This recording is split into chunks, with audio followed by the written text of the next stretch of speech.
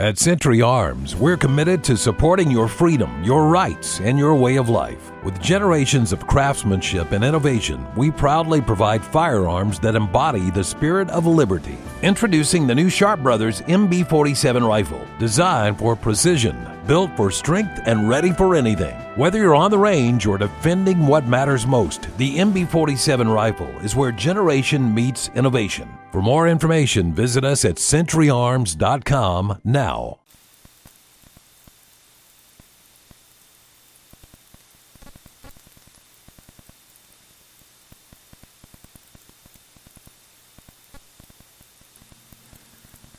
You know, the next time I fly, I think I want it to be united, but I've since discovered I must bring boxing gloves. I have come here to chew bubble gum and kick ass. And I'm all out of bubble.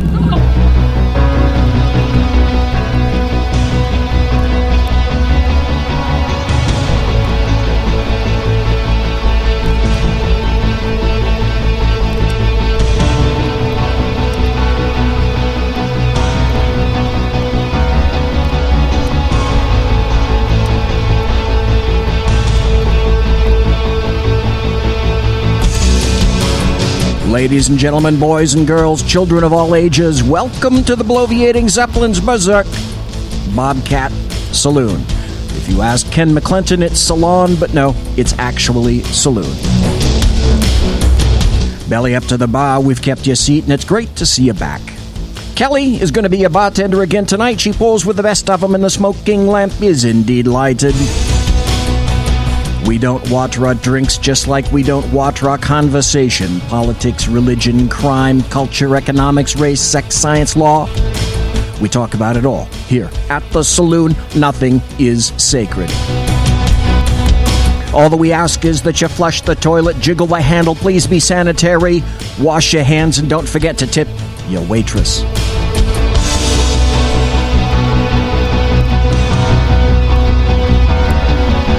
Tonight on the saloon, lots and lots and lots and lots of stuff. By the way, did you get the possible effect that there's lots of stuff for tonight? We are going to, in fact, make fun of United Airlines quite a bit because there's an additional little factoid that no one has told you about, which actually, in truth, makes it even more egregious than it possibly could have been. Some other new things in Kansas. A Republican. I mean, it's already started. The midterms have sort of already started, and just when you thought that maybe all the crap that's been going on with Trump is going to have a deleterious effect, the Republican won, but not as big as you might have thought or hoped.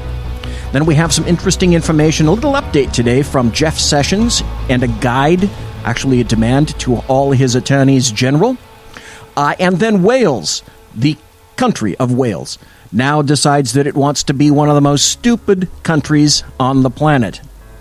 We have the shooting and killing of a judge in Cook County. By the way, those of you not familiar, Cook County is where Chicago is.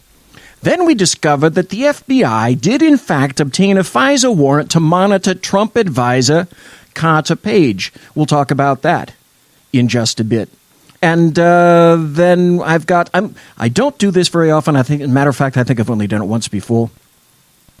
I'm going to read an entire article because this one is so good. It's by a particular person that I admittedly, I've never heard them before.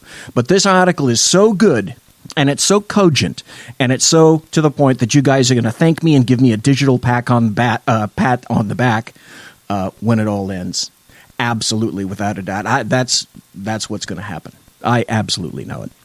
In chat, my mother said, always acknowledge, talk positively, say good things about people. So, welcome to all the folks in chat. Mary Brockman evidently brought the crowd with her. Because in chat, we do have Mary Brockman. We have Bigfoot. We have Mike. We have Sir Ken of McClinton. We have Mamba, White, one each. And, of course, we have everyone. And I do mean everyone. Not kidding about that at all. It's very interesting. I had a conversation with a liberal at a restaurant last night, and I had made mention of the fact that it was great in California that we were getting so much water because that's where we happened to be when I was sitting in the restaurant last night with my wife. And I said, all this rain, it must be global warming. Well, the person in the little seat next to me apparently heard that and said, well, what do you know about global warming? Obviously, it's global warming. I said, oh, isn't that convenient that anything you want to be global warming can be global warming? I said, that's convenient and wonderful for you. By the way, how far into the percentile are we in terms of water this year? And she said, well, I don't know. I said, oh, really? Do you think we have a lot of snow? We don't have as much as we should, she said. I said, oh, really? Did you know that we're 185% of snowpack for normal, whatever normal is, because no one's ever exactly determined what normal might be? Guess what? Normal in Truckee, California in 1864 as the Union Pacific and the Central Pacific Railroads were attempting to come together, and the Central Pacific was hammering out and drilling through mountains. In Truckee, California, the average snowfall in 1864 was 60 feet. That was normal. And I said, by the way, when you're talking about that, did you know that 20% of the global warming and climate change scientists, the theories they're conducting, only 20% of them are actually going by the scientific method. And by the way, do you know what the scientific method is? And that's when she got up and walked away. And that, ladies and gentlemen, is how you win an argument with a leftist. You use facts. Damn facts. Satisfying.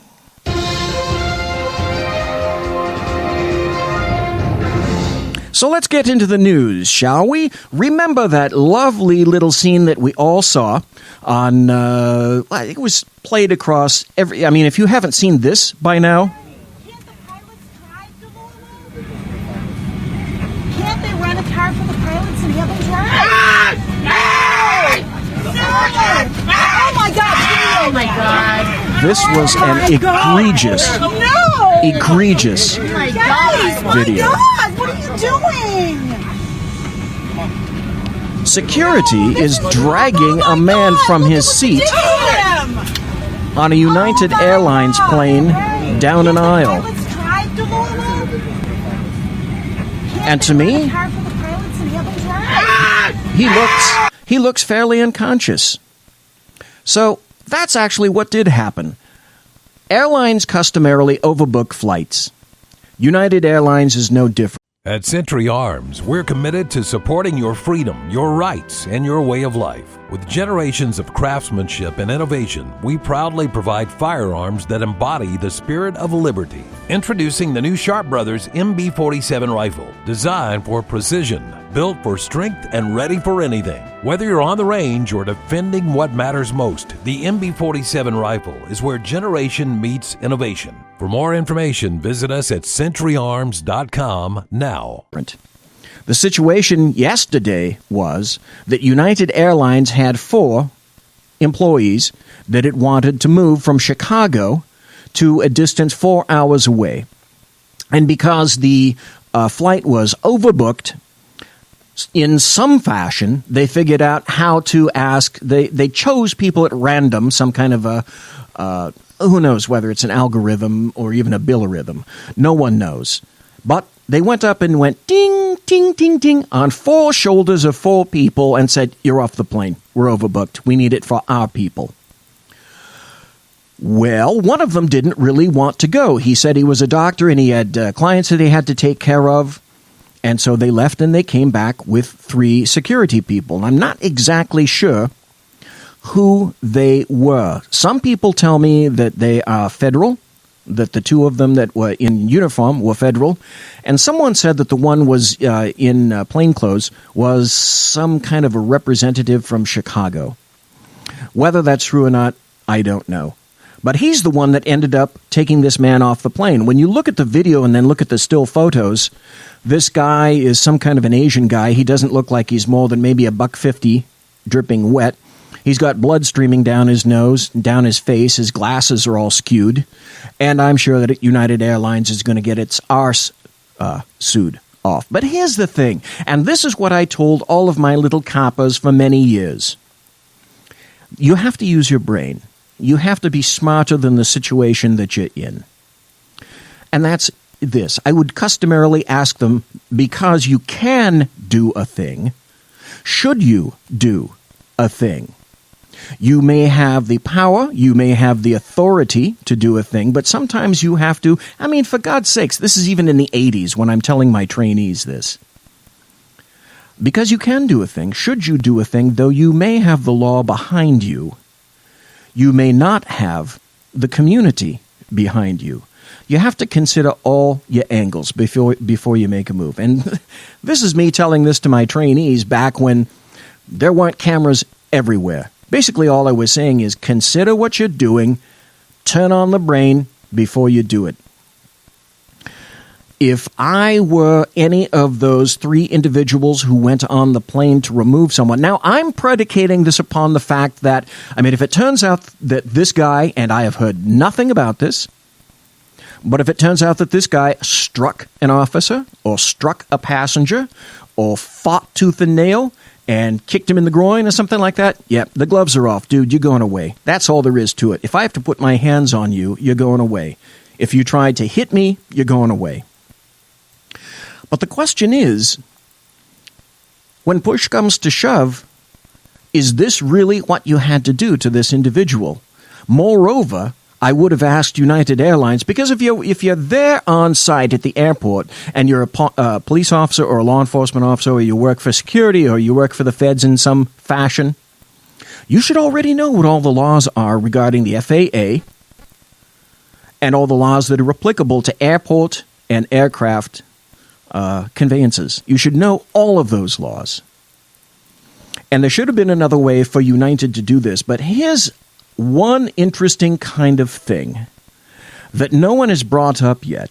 And I found this from Fortune magazine. And the title of it, the headline is, United flight passenger was removed from a flight that wasn't actually overbooked. Now, that's kind of interesting. Have you heard anything about that? I have not. It said, after United Airlines sparked worldwide outrage Monday due to the forcible removal of a passenger, the company revealed the flight was not actually overbooked. A United spokesman told USA Today Tuesday that while all 70 seats on the plane were indeed filled, the decision to remove 4 passengers was made to accommodate crew members who were needed, quote, air quotes, needed, in Louisville, Kentucky the following day. But also, again, there are many, many mixtures into this. Where they needed to go from Chicago, the flight originated in Chicago. If they couldn't have gotten on that flight, you could have sent those 4 people in an automobile, because to drive to where they needed to go was 4 hours away. And you could have, instead of inconveniencing and pulling people out, pulling your customers, your paying customers, and they paid for those seats, there's something else that you could have done about it. Now in chat, White Mamba is saying, yes, the man has quite a history. He was busted for opioids. I'm sorry, that doesn't have a damn thing to do with this. Now in defense, because you know for a fact United is going to quote on this, and if I were that guy and you embarrassed me like that, and then it was discovered that you needn't have placed me in that position anyway, I would get as many statements as I could. I'd hook up with an attorney, and trust me, he already has, and I would sue the pants off of United Airlines. I wouldn't do it for the security people. I might do it for the federal government, depending upon what laws were applicable. But you bet I would come directly after United Airlines, because those people were acting as agents of United Airlines. The history of that man is absolutely immaterial. How you treated him is completely material. And now that it's discovered that you didn't have to do that at all, that's just beyond disgusting. United is getting a terrible blowback for this, and by God, they sure as hell should. Now, this is interesting from NPR. Remember I told you about the seat that seems like the midterms are kind of They're sort of happening already. There's an article from NPR. GOP holds Kansas seat, House seat, as Democrats' surprise upset bid falls short. What that means is the Democrats looked pretty good, and then it turns out that the Republican won it. In the first special congressional election since Donald Trump took office, a Republican candidate won a narrower than expected victory in a district President Donald Trump easily carried less than 6 months ago. State Treasurer Ron Estes won the U.S. House seat vacated by Mike Pompeo, who now serves as director of the CIA. Estes defeated Democrat James Thompson by less than 10 points. Libertarian Chris Rockhold was also on the ballot and drew less than 2% of the vote. That's customarily what libertarians do. They draw anywhere from 2 to 5% and then occasionally into the negative numbers. I have libertarian bents, but man, there are some things that the libertarians believe in terms of the platform that I just can't go for at all. At Century Arms, we're committed to supporting your freedom, your rights, and your way of life. With generations of craftsmanship and innovation, we proudly provide firearms that embody the spirit of liberty. Introducing the new Sharp Brothers MB-47 rifle, designed for precision, built for strength, and ready for anything. Whether you're on the range or defending what matters most, the MB-47 rifle is where generation meets innovation. For more information, visit us at centuryarms.com now. The contest had been a sleepy affair until last week when the campaign arm of House Republicans spent $100,000 on ads attacking Thompson at the last minute.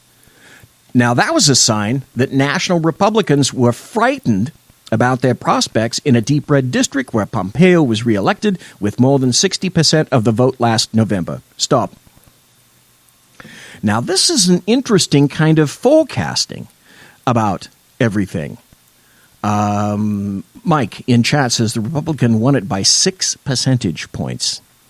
That's pretty darn thin. That's thin enough for concern. So this should be a clue to Donald Trump. I really hope it is. Things are not as swimming as you might see, or you might think. Now is the time to rally the wagons. And now you can understand, you can see why the Democrat theory of being an obstructionist and a complete and utter underminer all the time is starting to have some results. And trust me, they are so going to continue on that track, without a doubt. There are some good things that are occurring. One of the things was today when we had Attorney General Jeff Sessions say this today. Of the following offenses, often not prosecuted in the past: the transportation and harboring of aliens. As you know too well, this is a booming business. No more. We're going to shut down and jail those who've been profiting from this lawlessness. Thank you. It's about damn time. Smuggling gang members across the border, helping convicted criminals re-enter the country, and preying on those who don't know how dangerous and costly this journey can be. Further, where an alien has unlawfully entered the country, which is a misdemeanor. Note the word alien. He's using words that have actual meaning, as opposed to Lois Lerner, Eric Holder. That alien will now be charged with a felony if they unlawfully enter or attempt to enter a second time and certain aggravating circumstances are present. Also, aliens that illegally re-enter the country after prior removal will be referred for felony prosecution. That is entirely, completely logical. Logic, though, went out the damn door for the past 8 years. And priority will be given to such offenses, especially where indicators of gang or cartel affiliation or risk to public safety, drug smuggling, or criminal history are present. Fourth, where possible, prosecutors are directed to charge criminal aliens with document fraud and aggravated identity theft, the latter carrying a 2-year minimum mandatory penalty. Document fraud. Did you know that Kevin De Leon in the state legislature here in Sacramento came out in public here in California and said that he knows for a fact that most of the members of his family forged their documents to get here? Finally, and perhaps most importantly, I have directed that all 94 United States Attorney's offices make the prosecution of assaults on federal officers a priority. Assaults on you as you go about doing your duties. There's a reason for that. And I'm sure if you think about it, you'll go, okay, I get it. USBP agents on the border, driving trucks, vehicles, whatever it is that they happen to be driving, don't customarily go along 3, 4, 2 at a time. They're mostly by themselves, and that don't have a lot of backup immediately available to them. So that's why this is very, very important. If someone dares to assault one of our folks in the line of duty, they will do federal time for it. Excellent. You're very often away from backup, out in dangerous areas, and the smugglers and the drug dealers need to know that we will not tolerate any attacks on our federal officers. Perfect. I say that's absolutely perfect, and that is way overdue. Now, when we talk about crime, and we just got into the element of crime, it's no surprise that Chicago has been leading the nation, essentially, with the number of citizens killed and the blood that's been left on its streets from gun violence, any kind of violence, mostly black on black. And Illinois has decided that it's not really doing much to enforce much of its gun crime. Here's an article that says, this is from the Chicago Tribune, headline, Police. Fatal shooting of Cook County judge may have been attempted robbery. Cook County judge. Do you think he's black? That would be absolutely correct. Chicago police say a Cook County judge shot to death Monday morning outside his South Side home might have been the victim of an attempted robbery, though it didn't appear any possessions were taken from the judge and a woman companion who was wounded. Citing preliminary information, police said the woman, 52, encountered the gunman by the garage of the two-story brick home in the 9400 block of South Forest Avenue around 4:50 a.m. Words were exchanged, and she was shot once in the leg. Upon hearing the commotion and the gunshot, Judge Raymond Miles exited his residence. The chief of detective said at a news conference at police headquarters he exchanged words with the offender before he was fatally shot multiple times. The woman is expected to survive. I'm sorry for the judge. I'm sorry for the woman. No one should have to be the victim of gun violence. Ken McClinton, of all people, certainly knows that, and I do too. But if a judge gets in the way of a robbery, trust me, here's what's going to happen. Everyone in the detectives division in Chicago is going to get what this is called a red ball. This is an immediately get on it right now, because we can't have judges being shot down in the streets of our community. This is a terrible thing to say, but if it takes someone with a bureaucrat, a judge, a chief, an attorney to be shot and killed for this to be a wake-up call, it shouldn't get to this point. This is absolutely ridiculous, but I'm afraid it may be that this judge had to die before Chicago will. At Canic Firearms, we believe in the power of freedom. Freedom to protect, to defend, and to live confidently. That's why we're proud to introduce the Canic Mete MC9L and MC9LS, precision-engineered pistols designed for today's American. Whether you're carrying concealed or out at the range, the MC9L and MC9LS are built for accuracy, durability, and comfort. These pistols are the perfect blend of performance and dependability, because freedom isn't just a right, it's a responsibility. Canic, superior firearms. Wake up and start actually filing charges, gun charges, on these people, and people go to jail. It's a terrible thing to say. I wouldn't wish it on anyone. It's a terrible experience. I've been on the other end. Not the finest time in my life. I'm still here to talk about it. And I'm sorry it had to get to that point. But people, we have got to wake up about the crime in our neighborhoods. And at least in California, it's getting much worse. It's taken me 3 weeks now to compile a particular article that I think I'll be publishing next week. It's about the current state of affairs in law enforcement. And I wish I could tell you I was particularly positive about it, but I can't say that I am. But I'm going to all the facts that I possibly can, and I'm going to be displaying them for you, and there's some evil, evil shite coming. I'm not going to Bigfoot myself except to say that there's some stuff coming that you're not going to want to hear, and definitely most people don't want to know. But I'm going to tell you all about it because I still have a lot of friends in the law enforcement community. Morale, the future, everything has changed. Everything has changed. My first law enforcement automobile was a 1974 Dodge Monaco. If you remember the first movie, The Blues Brothers, that big old cop car that they drove, that's what I drove.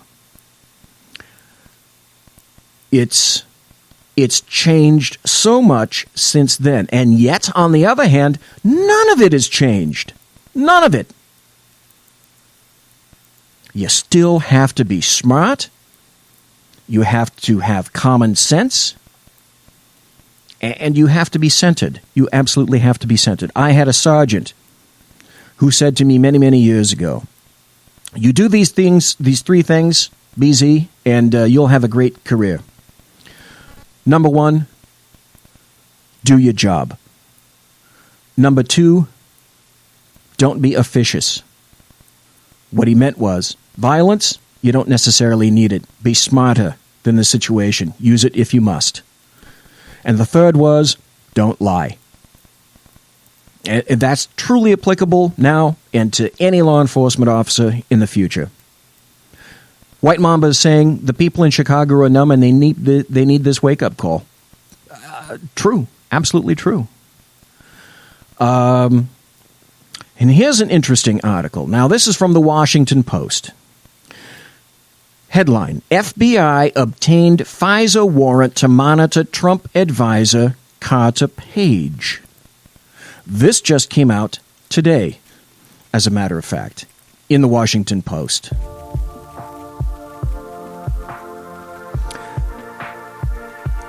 The FBI got a secret court order from the FISA court, according to law enforcement and intelligence officials.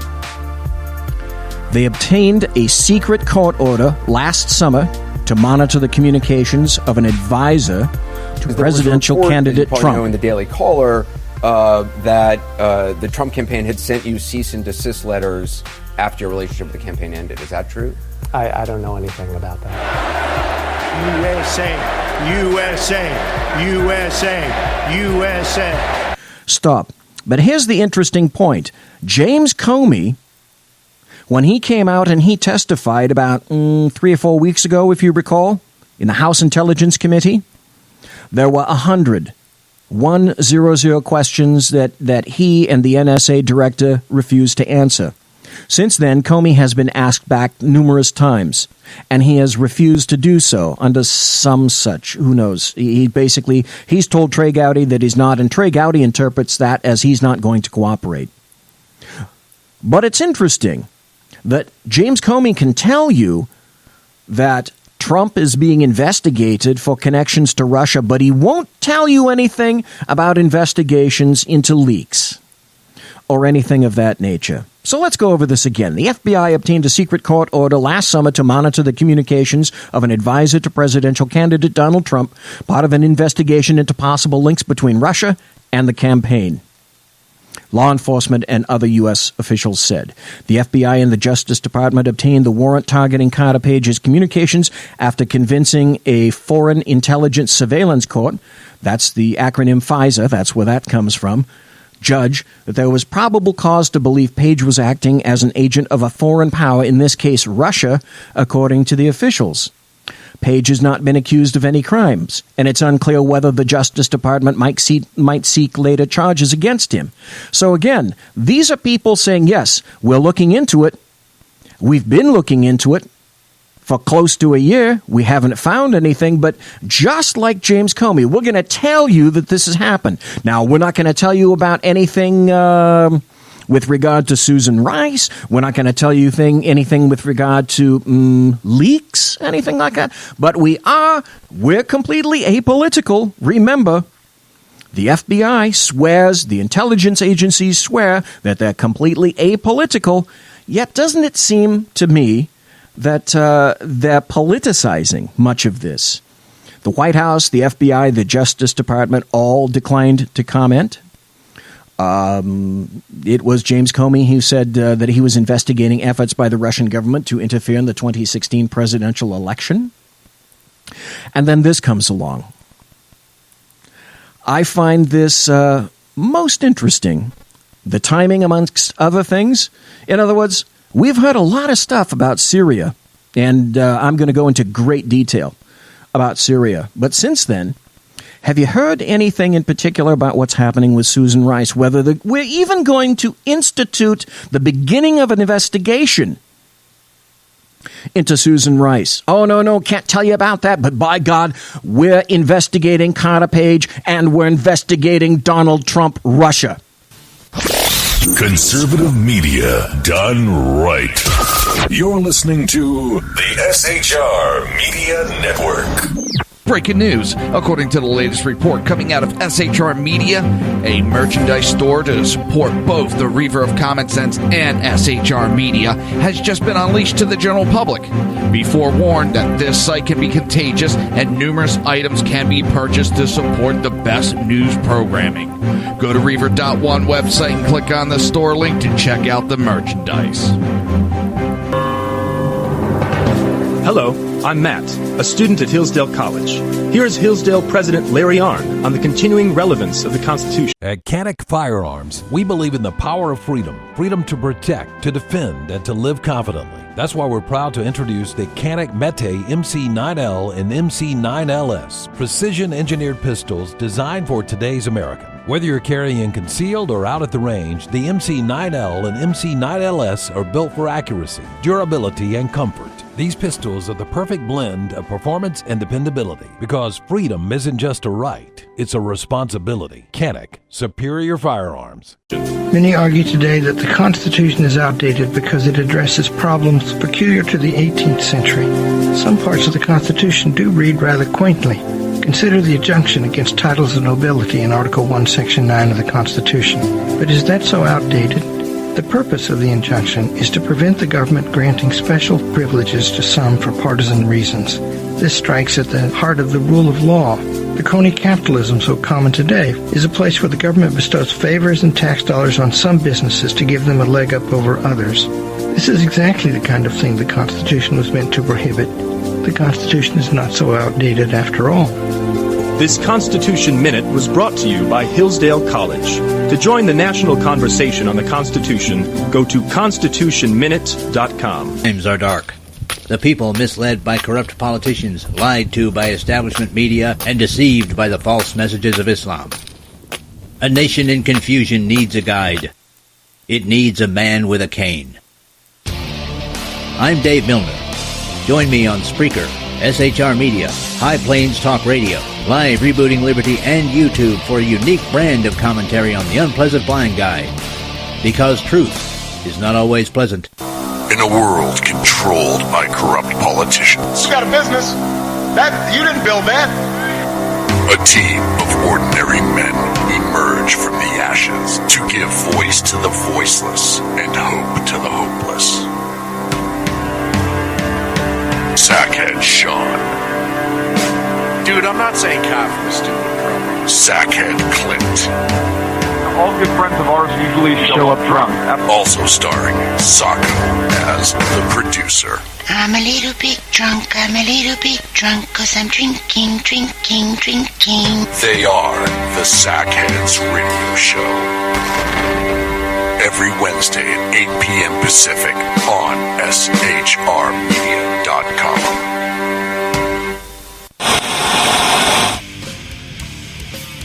Beware, the Jersey Takeover is here. Every Monday through Friday, 11 a.m. to 1 p.m. Eastern Standard Time, you can catch the Reaver of Common Sense show, hosted by Jersey Joe, right here on SHRmedia.com and HighPlainsDailyNews.com. Only Jersey can deliver hell like no one else, so consider this your fair warning.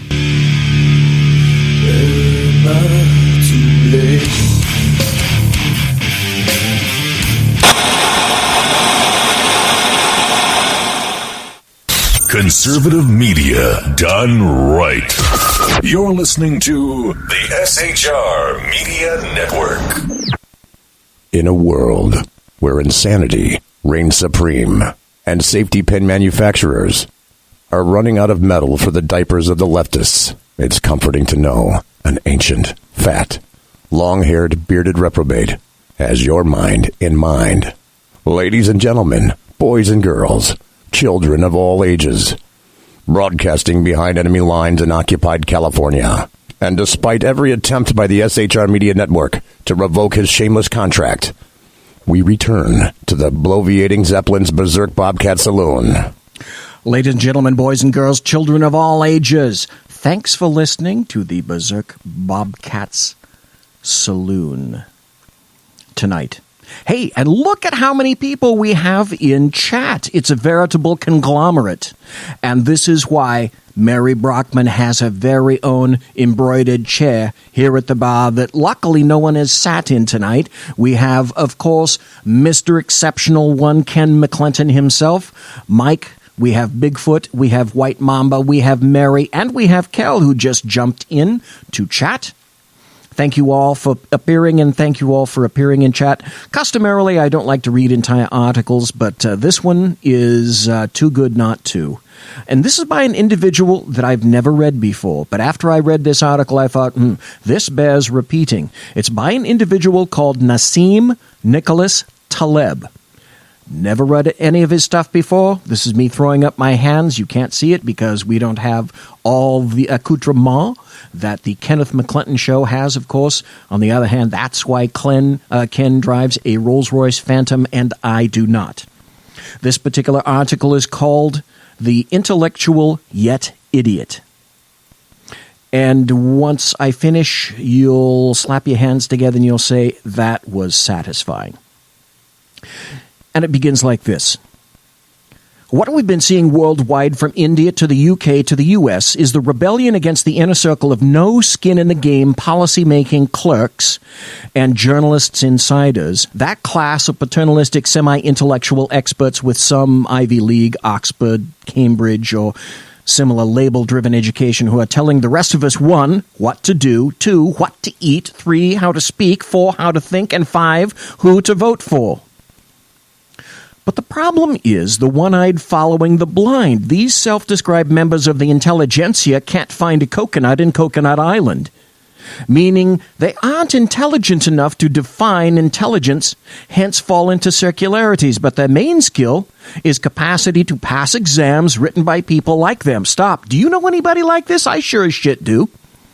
A lot of the people that made rank in my department were test takers, and they took tests really well. Relate to people, have skills with people, can manage people, actual leaders? Nope. He continues. With psychology papers replicating less than 40%, dietary advice reversing after 30 years of fat phobia, macroeconomic analysis working worse than astrology. Point made, sir. The appointment of Bernanke, who was less than clueless of the risks, and pharmaceutical raids, replicating at best only 1/3 of the time. People are perfectly entitled to rely on their own ancestral instinct and listen to their grandmothers, or some other people, or Montaigne, or such filtered classical knowledge with a better track record than these policy-making goons. Indeed, one can see that these academico-bureaucrats who feel entitled to run our lives aren't even rigorous, whether in medical statistics or policymaking. They can't tell science from scientism.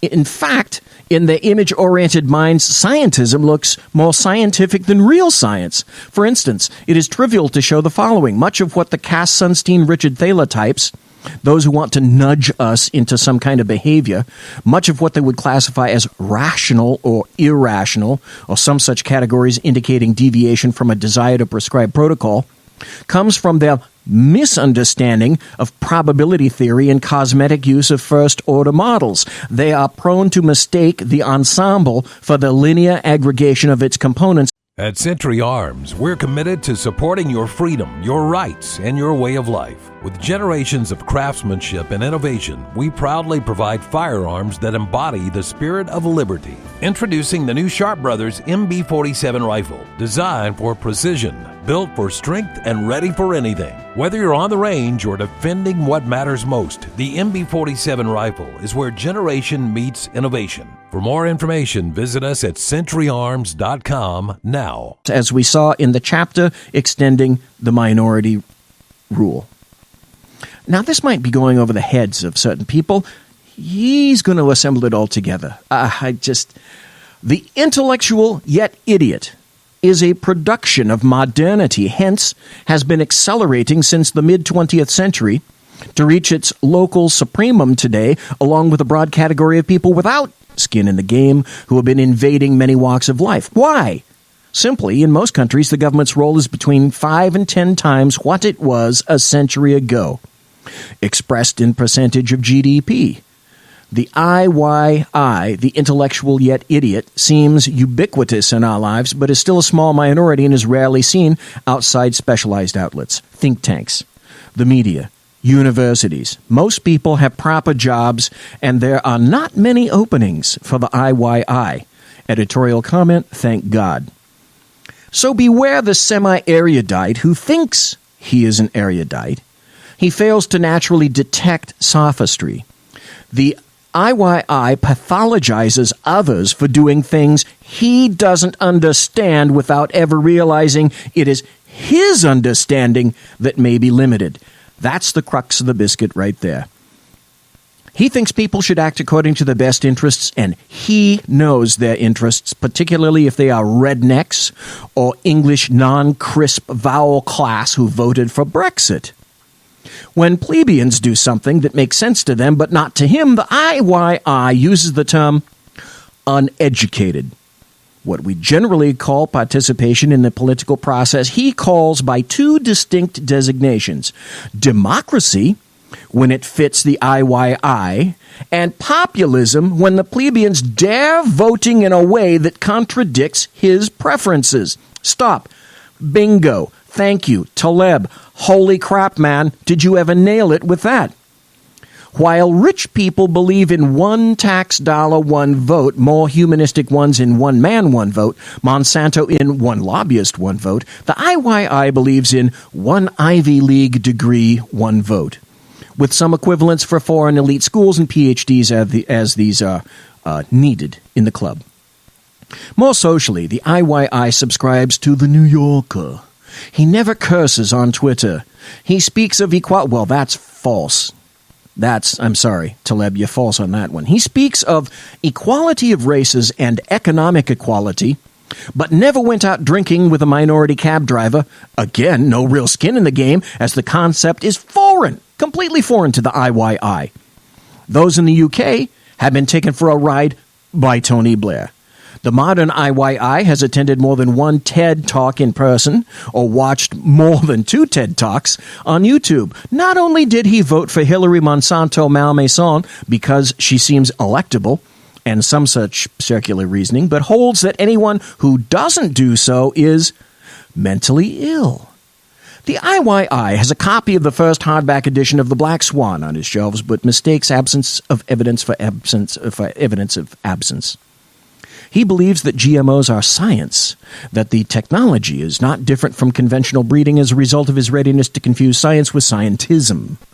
Typically, the IYI gets the first-order logic right, but not the second-order or higher effects, making him totally incompetent in complex domains.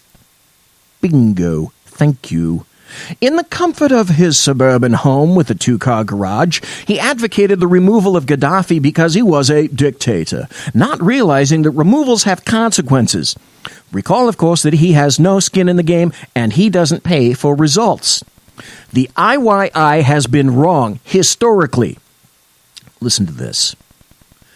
The IYI has been wrong historically on Stalinism, Maoism, GMOs, Iraq, Libya, Syria, lobotomies, urban planning, low-carbohydrate diets, gym machines, behaviorism, trans fats, Freudianism, portfolio theory, linear regression, Gaussianism, Salafism, dynamic stochastic equilibrium modeling, housing projects, selfie gene, election forecasting models, Bernie Madoff, pre-blow-up, and p-values. But he's convinced that his current position is right. The IYI is a member of a class to get traveling privileges. If social scientist, he uses statistics without knowing how they are derived, like Steven Pink. Stop. That's perfect. As I told that woman yesterday, 20% of all global warming scientific conductions don't even follow the scientific theory, or even know what the scientific theory is. No one else does. Well, if the rest of the population doesn't know what the scientific theory is, why the hell should scientists, right? That's my commentary. When in the UK, he goes to literary festivals. He drinks red wine with steak, never white. He used to believe that fat was harmful and has now completely reversed. He takes statins because his doctor told him to. He fails to understand ergodicity, and when explained to him, he forgets about it soon later. He doesn't use Yiddish words even when talking business. He studies grammar before speaking a language. He has a cousin who worked with someone who knows the Queen. He's never read Frederick Dodd, Libanius, Michael Oakeshott, John Gray, Marcellinus, Baruta, Gahn, or Joseph de Maistre. He's never gotten drunk with Russians. He never drank to the point where one starts breaking glasses, or preferably chairs. He doesn't even know the difference between Hecate and Hecuba, which in Brooklynese is can't tell shit from Shinola. He doesn't know that there's no difference between pseudo-intellectual and intellectual in the absence of skin in the game. Has mentioned quantum mechanics at least twice in the past 5 years in conversations that has nothing to do with physics. He knows at any point in time that his words or actions are doing to his reputation, but a much, much easier marker, he doesn't even deadlift. Let's suspend the satirical for a minute, Taleb writes. IYIs fail to distinguish between the letter and the spirit of things. They are so blinded by verbalistic notions such as science, education, democracy, racism, equality, evidence, rationality, and similar buzzwords that they can be easily taken for a ride. They can thus cause monstrous iatrogenics without even feeling a shade of guilt because they are convinced that they mean well and that they can thus be justified to ignore the deep effect on reality. Absolutely correct. You would laugh at the doctor who nearly kills his patient, yet argues about the effectiveness of his efforts because he lowered the lateral's cholesterol. At Century Arms, we're committed to supporting your freedom, your rights, and your way of life. With generations of craftsmanship and innovation, we proudly provide firearms that embody the spirit of liberty. Introducing the new Sharp Brothers MB-47 rifle, designed for precision, built for strength, and ready for anything. Whether you're on the range or defending what matters most, the MB-47 rifle is where generation meets innovation. For more information, visit us at centuryarms.com now. After all, Bing, thank you. Missing that a metric that correlates to health is not quite health. It took a long time for medicine to discover its practitioners that health was what they needed to work on, not the exercise of what they thought was science. Hence, doing nothing was quite often preferable via negative. But yet, in a different domain, say foreign policy, a neocon who doesn't realize that he has this mental defect would never feel any guilt for blowing up a country such as Libya, Iraq, or Syria for the sake of democracy. I've tried to explain via negativa to a neocon. It was trying to describe colors to someone born blind. IYIs can feel satisfied giving the money to a group aimed at saving the children, who will spend most of it making PowerPoint presentations and organizing conferences on how to save the children, and completely miss the inconsistency. Likewise, an IYI routinely fails to make a distinction between an institution, say a formal university setting and credentialization, and what its true aim is, knowledge, rigor in reasoning. I've even seen a French academic arguing against a mathematician who had great and useful contributions because the former didn't go to a good school when he was 18 or so. The propensity to this mental disability may be shared by all humans, and it has to be an ingrained defect, except that it disappears under skin in the game. And that's the difference between people like me, like you, and, say, that judge, or another judge, or Rahm Emanuel, or a mayor, or a bureaucrat, or someone else in a position of power, to use that power when they could be doing it for good, and they've chosen simply to be stupid. And being stupid frequently has consequences. Look to Chicago. That's being stupid. People are dying. And as far as they're concerned, money is the answer. No, sorry, that's not it. Going someplace important or worshiping on Sunday, that's important. Putting back together the family, that's important. Getting a job and having a goal in life, that's important. Not doing drugs, that's important. Not getting pregnant at 15, that's important. All of those things are important. But you can't say it now because you're dealing with IYIs. Now you have an idea what that is. We're going to leave that for a second. And now I'm going to examine Trump and what occurred with Syria. Because when he ordered his Syrian strikes, it would seem to me that a lot of things changed. Literally. In a minute or two. So question to you. Was President Trump right or was he wrong? Perhaps the better question would be this. Is this a real war or is this a proxy war? It was a decisive response from an administration that has often seemed disorganized and at times dysfunctional.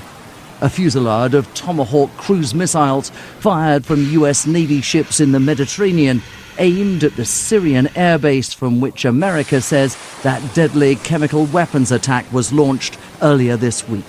A line in the sand moment for the new commander-in-chief. On Tuesday, Syrian dictator Bashar al-Assad launched a horrible chemical weapons attack on innocent civilians. Using a deadly nerve agent, Assad choked out the lives of helpless men, women, and children. These are the heartbreaking images that moved the president to action, prompting in the process a remarkable shift in foreign policy on the... Remember that line. Images that moved the president to action. ...part of his fledgling administration. A week ago, White House officials professed little interest in regime change in Syria, but the use of what they now say was the deadly nerve gas sarin on people in the rebel-held town of Idlib by Bashar al-Assad's forces has changed everything. At least 86 people are thought to have died in the attack, many of them children. The president's revised stance on Syria is in sharp contrast to the position he took after the chemical weapons attack in 2013. Big difference. He was a civilian then, now he's the president of the United States, and he doesn't have the luxury of opining just for himself. As then President Obama contemplated and subsequently shelved plans for a retaliatory strike, Mr. Trump fired off a string of tweets calling on the U.S. to stay out of Syria. I see this initially as a defensive and not an offensive decision on the part of the United States, and I see it as limited in nature. From NBCNews.com. U.S. launches missiles at Syrian base over chemical weapons attack. The United States fired 59 Tomahawk cruise missiles at Syria overnight in response to what it believes was a chemical weapon attack that killed more than 100 people. At least 6 people were killed, Syria claimed, but the Pentagon and civilians were not targeted, and the strike was aimed at a military airfield in Homs. All but one of the missiles hit their intended target. One U.S. military official told NBC News the other missile failed. Stop. That's bad. A Tomahawk missile is $1.4 million. And if you have $1.4 million that goes out the door and fails, you have a problem. On the other hand, the previous administration thought it would be a great idea, perhaps under sequestration, to remove lots of money from the military so that we're staffed at one of the lowest points in history. The strike completed a policy reversal for President Donald Trump, who once warned America to stay out of the conflict, and drew angry responses from Damascus and its main ally, Russia. Well, half-truth. Again, the American media maggots are either purposely misleading you or are ignorant, or both. Syria has 2 very important allies, Iran and Russia.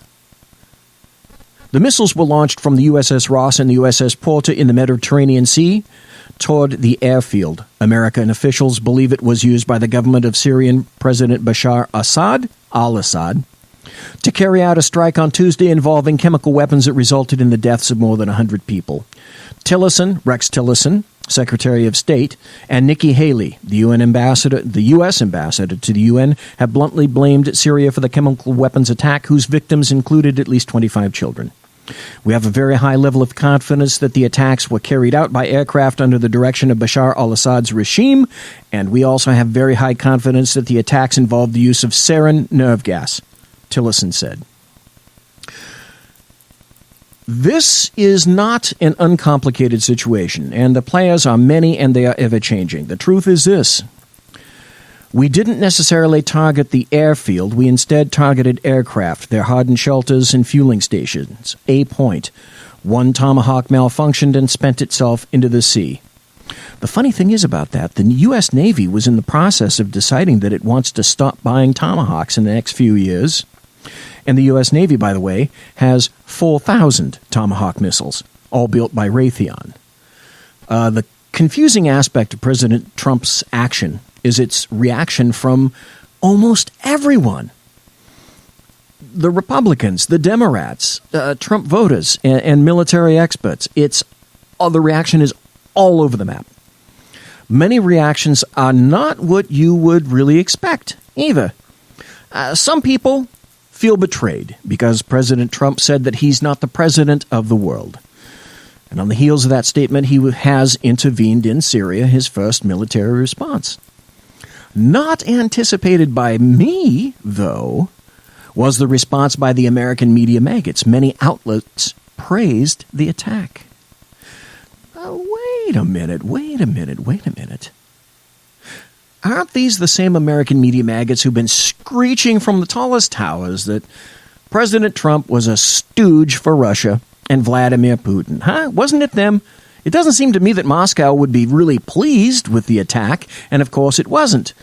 Wait. Doesn't Moscow equal Putin? That's right, it does. Funny thing is, the American media maggots said this about those who opposed it.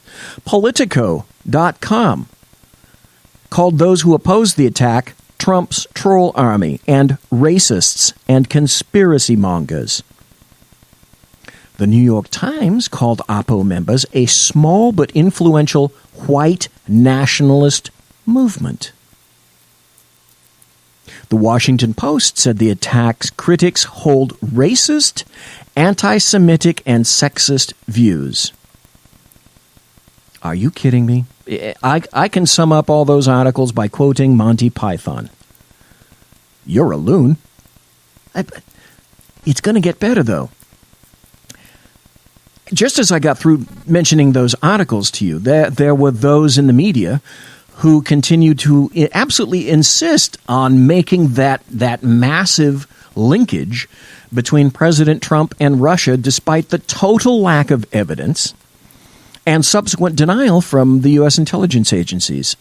You know, our good you're a loon buddy, Lawrence O'Donnell, doesn't quite hold the weight that he used to, but he weighed in with an absolutely moonbat theory.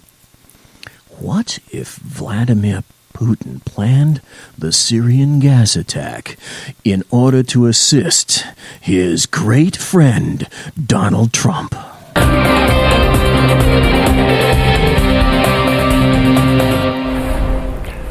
It's perfect. Just perfect. I wish it wasn't. If Vladimir Putin, if Vladimir Putin masterminded the last week in Syria, he has gotten everything he could have asked for. Vladimir Putin was essentially the man in charge of making sure that Syria got rid of all of its chemical weapons under a deal with the Obama administration. And so it makes perfect sense to question whether President Bashar al-Assad would have checked with his most important patron, Vladimir Putin, before using chemical weapons that Vladimir Putin was supposed to have helped get rid of. It would be terribly embarrassing to Vladimir Putin if President Assad had exposed Vladimir Putin as having completely failed to get... See a linkage here, see something Putin. Yet, interesting, Lawrence O'Donnell has not yet said anything about how he managed to dupe the Obama administration into buying off on this shite. Rid of those chemical weapons. You wouldn't want to be Bashar al-Assad in a conversation with Vladimir Putin after that, unless you had a conversation with him before that. Stop. Mike in chat brings up an interesting point, and I said this quite some time ago, and other people that were in the intelligence community were saying this, but they weren't listened to. Saddam Hussein, I believe, sent the bulk of his chemical weapons out of Iraq to Syria. And yes, I do believe he had WMD. The New York Times itself wrote an article saying it believed that Iraq and Saddam Hussein had WMD. Unless Vladimir Putin said, I have an idea. Go ahead. Do a small chemical attack. Nothing like the big ones you've done in the past. Just big enough to attract media attention so that my friend in the White House will see it on TV. And then Donald Trump can fire some missiles at Syria. That'll do no real damage. And then the American news media will change the subject from Russian influence in the Trump campaign and the Trump transition and the Trump White House. It's perfect. It's perfect. This is what passes for news these days. And then everyone says, and NBC, MSNBC, CNBC, CBCB, and all the other CBs around wonder why people don't believe anything they say anymore. Conservative media done right. You're listening to the SHR Media Network. Hey, it's Sean from the Sackheads Radio Show. Also one of the owners here at the SHR Media Network. Are you opinionated? Have you ever wanted to do your own show? Have you ever heard somebody like the Sackheads and go, yeah, I could probably do that better? Well, now's your chance. Send me a 5-minute clip at sackheadsradio@gmail.com, and maybe you can be part of the SHR broadcasting team. sackheadsradio@gmail.com. Times are dark. The people are misled by corrupt politicians, lied to by establishment media, and deceived by the false messages of Islam. A nation looking for direction needs a guide. It needs a man with a cane. I'm Dave Milner. Join me on Spreaker, SHR Media, Pundit Press Radio, and YouTube through the SHR Media page for a different kind of commentary on the unpleasant blind guy. Because the truth is not always pleasant. In a world controlled by corrupt politicians. You got a business. At Century Arms, we're committed to supporting your freedom, your rights, and your way of life. With generations of craftsmanship and innovation, we proudly provide firearms that embody the spirit of liberty. Introducing the new Sharp Brothers MB-47 rifle, designed for precision, built for strength, and ready for anything. Whether you're on the range or defending what matters most, the MB-47 rifle is where generation meets innovation. For more information, visit us at centuryarms.com now. That you didn't build that. A team of ordinary men emerge from the ashes to give voice to the voiceless and hope to the hopeless. Sackhead Sean. Dude, I'm not saying cough is stupid, bro. Sackhead Clint. All good friends of ours usually show up drunk.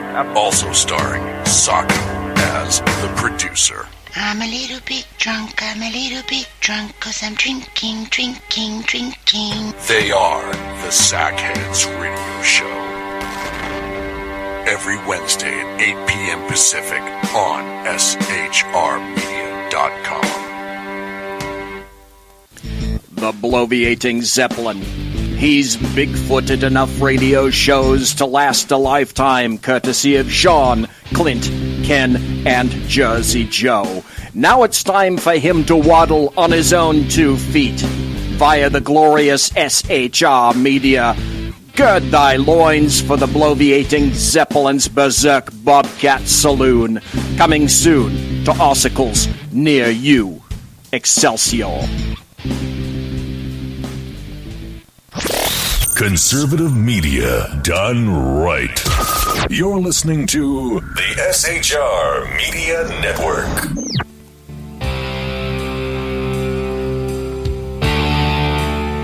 You know what really honks me off? Is when the people that come in here that share the studio with us, a couple of other businesses, they come in here and they screw around with my lava lamp. When I came in here this evening, the lava lamp, the official SHR lava lamp, was turned off. And if you've ever had a lava lamp before, you have to realize that these things don't just immediately start up. They're oil and water and whatever the hell it is that they put in there, and then some nice colored lights and whatnot. But they turned my lava lamp off, and so it's just now starting to lava. Thank you. Good Lord. The things I go through to bring news and whatnot to you. In a world where insanity reigns supreme and safety pin manufacturers are running out of metal for the diapers of the leftists, it's comforting to know an ancient, fat, long-haired, bearded reprobate has your mind in mind. Ladies and gentlemen, boys and girls, children of all ages, broadcasting behind enemy lines in occupied California. And despite every attempt by the SHR Media Network to revoke his shameless contract, we return to the bloviating Zeppelin's Berserk Bobcat Saloon. It's easy, Bigfoot. To Bigfoot a show, it's an old showbiz term. When you Bigfoot a show, that means that you're showbizzing somebody. You're trying to one-up them. And you can use the two are interchangeable, Bigfooting someone and showbizzing someone. That's how that came about. And we're talking about the loons, we were talking about You're a Loon, and we were talking about Lawrence O'Donnell. They're all the same thing. You know that I already really like Tucker Carlson. Because when he gets on to somebody, he's like a rabid dog. He's like a bad honey badger. He just grabs on, and then he gives you the CPL. And I love it when he gives the CPL to his guests, because that means he's about to come in for the kill. You know what the CPL is? That's what I call the canine puzzlement look. It's when you look at your dog, and your dog looks at you back, and kind of an evacuate sort of fashion, and then tilts the head slightly, like this. Ooh. That's the CPL. Tucker Carlson does it so well. So fear not, though. You know, we heard Lawrence O'Donnell. We also have an official, an elected government official as a Trump-Russia conspiracist. That's Representative Seth Moulton, the 6th District in Massachusetts. And he spoke with Tucker Carlson last night. This is grand. You have to listen clearly to what this guy Moulton is saying. People elected him. For months, the media and dozens of lawmakers have constantly and confidently accused President Trump of being Vladimir Putin's puppet, agreeing to follow his orders in return for having Russia hack the election, whatever that means. In this case, watch. We are being played as fools by a spy master-in-chief, a former KGB officer, director of Russian intelligence. But listen, if you want to believe the worst here, if you want to believe that Putin is literally pulling the strings of this administration, then this is exactly how it would play out. Yet we have a president who not only denies the Russian attack and has a strange infatuation with President Putin, but is also suggesting policies that dangerously puppet those of Putin. Why does President-elect Trump, again and again and again, take it upon himself to be Vladimir Putin's defense lawyer? Well, now President Trump has bombed an actual Russian puppet, Bashar al-Assad of Syria. So what is the story going forward? Congressman Seth Moulton represents the state of Massachusetts. Last month, he said, quote, Donald Trump's minions are paid by the Russian regime. Congressman Moulton joins us tonight. Congressman, thanks a lot for coming on. Thanks, Tucker. So you're one of the first people I thought of when the Trump administration sent those missiles into Syria, into the puppet regime of Vladimir Putin. And I thought, pretty embarrassing moment for you, isn't it? No, not at all. And in fact, I think I was the first to come out with a bipartisan statement from Congress saying two things, saying that President Trump did the right thing to hold Bashar Assad accountable for using chemical weapons against innocent people, but also that we need a plan going forward. And I stand by both of those points, and I stand by them in a bipartisan way.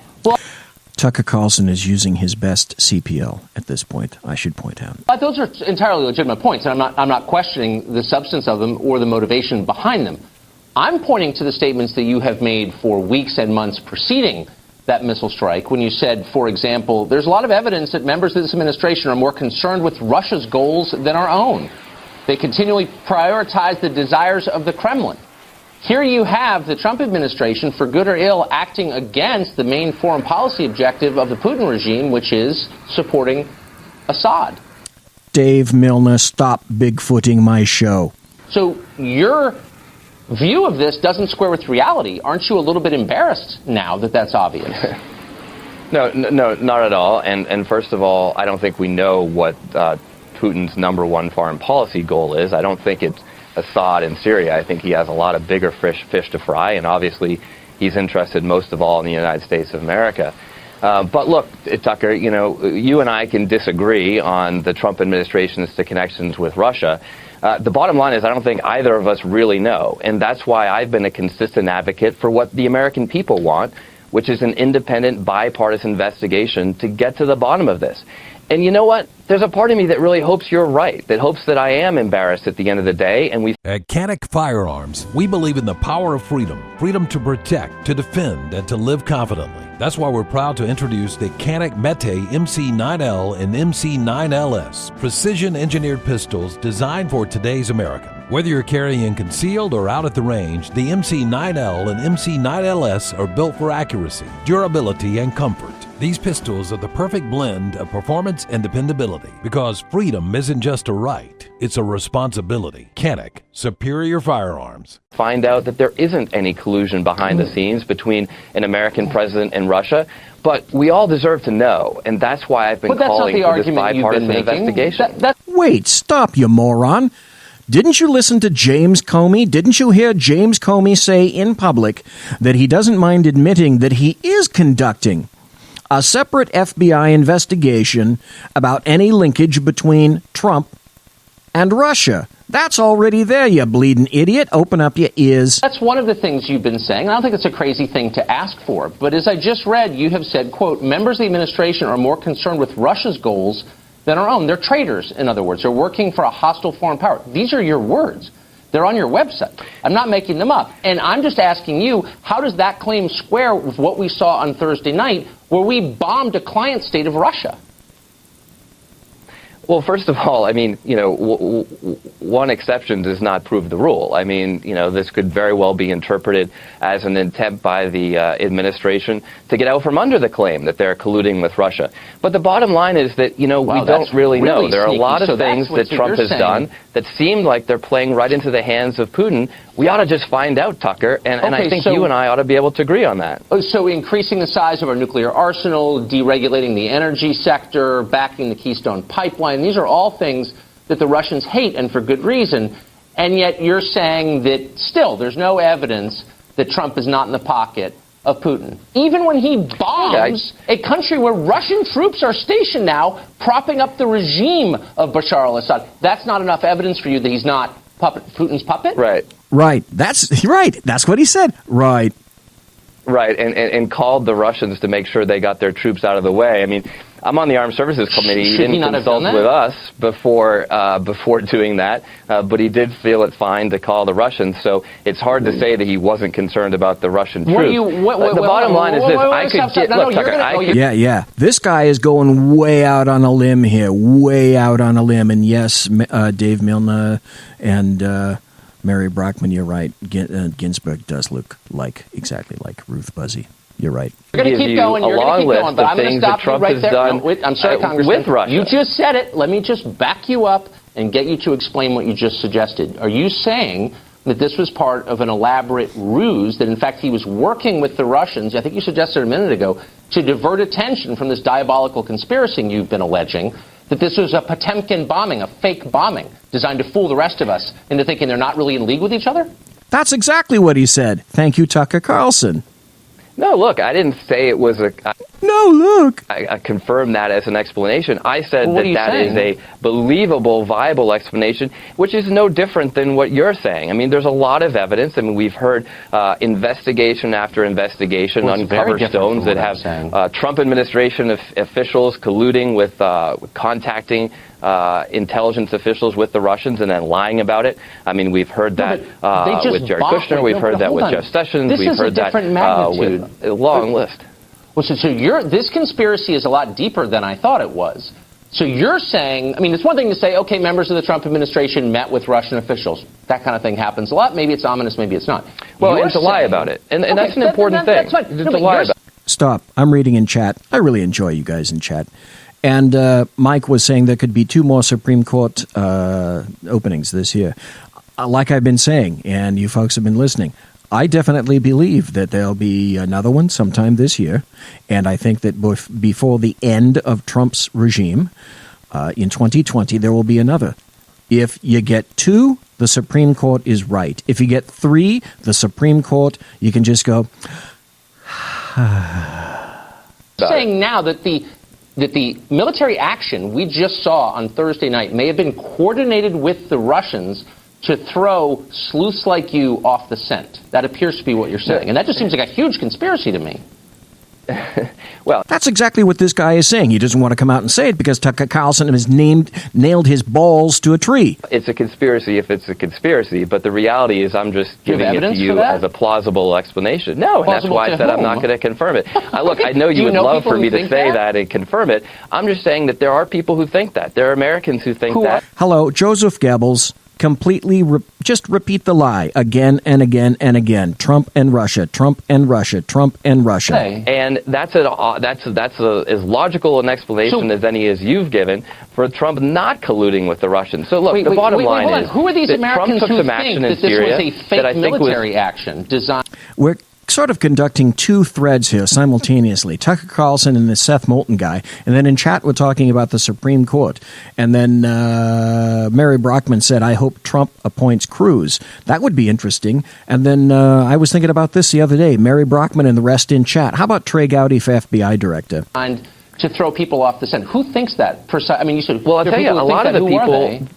Well, I'll tell you, there's a majority of Americans who want an independent investigation into what's going on. That's very different from what you're saying. And it's hard to understand, Tucker, why you're opposed to that. Why are you opposed to having an independent, bipartisan investigation into what's... Wait a minute. Seth Moulton is saying that the FBI isn't independent. It's the FBI that's doing the investigation. James Comey, the director of the FBI, told you 3 weeks ago that that's what he was doing. That's the only investigation that he would fucking admit to in the first place. And now apparently you say that you need an independent investigation, which I can only conclude means you don't think James Comey is independent. What's going on? You're trying to change the subject. I'm not arguing against an independent bipartisan investigation. If you could put one together, I guess I'd be for it. But you're saying that there are people who I just want to make sure you're on the record for that, because that's important, Tucker. Now we're getting into tinfoil hat territory. There are people who believe that Putin and Trump got together and said, hey, I have an idea. To throw Congressman Moulton off the trail, why don't we pretend to be in conflict with each other? Why don't we have the Prime Minister of Russia? Did you see this? This is what Medvedev said. This puts us on the verge of a military clash. Our relations are completely ruined. Do you think he's just faking it? He's just saying that for public consumption to fool you? Right, because it's a conspiracy. Hey, if Representative Seth Moulton says so, it's gotta be so. Tucker, that's very flattering that you think Donald Trump is concerned about my particular views on the issue. But all I'm saying is that we don't know. We don't know what's going on here. But what we ought to talk about is what we can agree on, which is that Trump actually, I mean, look, here I'm a Democrat from Massachusetts telling you that I support Trump's action. I support Trump's action in Syria. I get it. But I'm also saying that the Constitution demands that any further action requires Congress to come together in a bipartisan way and authorize that. And that's what we should be talking about here. Where's the end game? Where is Trump going with this? Those are all fair questions. That's actually the important question. No, the important question is you are suggesting the President of the United States coordinated a military attack on a country with the knowledge of Russia in order to divert attention away. At Canik Firearms, we believe in the power of freedom. Freedom to protect, to defend, and to live confidently. That's why we're proud to introduce the Canik Mete MC9L and MC9LS, precision-engineered pistols designed for today's American. Whether you're carrying concealed or out at the range, the MC9L and MC9LS are built for accuracy, durability, and comfort. These pistols are the perfect blend of performance and dependability because freedom isn't just a right, it's a responsibility. Canik, superior firearms. From the Russian election hacking scandal. And that's a conspiracy so grand, so complex, so baroque that I stand in awe of the possibility that that's real. And I stand in awe of the fact that you think that's possibly real. And I sit awaiting the name of one person who agrees with you that that possibly happened. Just one. Tell me one person who is saying this. You know what, Tucker? I just threw that out as an alternative hypothesis. I didn't say that they were actually colluding with Russia. I'm just saying that maybe this is a way for them to say we're willing to stand up to the Russian regime. You're implying that they would be colluding with Russia. Maybe you know something about the Trump-Russia connections that even I don't know. What were you saying? But the bottom line... No, you said he called us in Congress. The bottom line is, Tucker... What's the point of that? What were you implying? I mean, the bottom line is... You're implying there's a conspiracy, which apparently you think there is. The bottom line is, Tucker, that what Trump has done in Syria is okay, but some of the things that he's done in the past are not, and some of the things that his administration officials and his campaign officials have done in the past are not. And we ought to be willing to just address that in a bipartisan way, in a way that says, you know what, Russia is an enemy of the United States. Russia is an enemy of the United States. You've said Let's Russia be is willing the to stand number up one to them. enemy. Hold on. We just bombed Syria. There are Russian troops in Syria supporting the government who we're told to get out of the way. Yes, that's right. Okay, so again, we're back to your conspiracy, but let's just get to facts really quick. You said recently, and again, it's on your website as of tonight, that Russia is America's number one enemy. Number one enemy. So you would put Russia above ISIS, for example. You think Russia is a greater threat to America than ISIS? Well, I think in the long run, Russia is. And Stop. In chat, tell me, if you have a typewriter or keyboard there, who do you think is the number one enemy to the U.S.? I'll give you 4 choices. Russia, China, North Korea. How about 3 choices? Let's limit it to 3. Russia, China, or North Korea. Who do you think is the greatest threat to the U.S.? And there's a couple reasons for that. One is that they're very clearly trying to undermine our democracy in ways that ISIS does not have the capability of doing. And the other that, of course... Damn, I forgot ISIS. Good point. All right, there's number 4. Russia has a nuclear arsenal that is targeted at us at this very moment. And that's why they're dangerous. But it has been targeted at us since 1947. The fact that Russia is an enemy very seriously. Okay, so but you think... I just want to be totally Russia clear. is in violation of the Intermediate Nuclear Forces Treaty right now, Tucker, and this administration hasn't done anything about it. How do you explain that? Who cares about a nuclear weapons treaty? Right. It's only been day 69, and Trump can do all things. Oh, wait, no, he can't because the Democrats are undermining him every day. Oh, why? Democrats. That's you, sir. Okay. I'll tell you, President Reagan sure cares about that. He would be rolling over in his grave if he knows that Trump's not standing up to the Russians on this.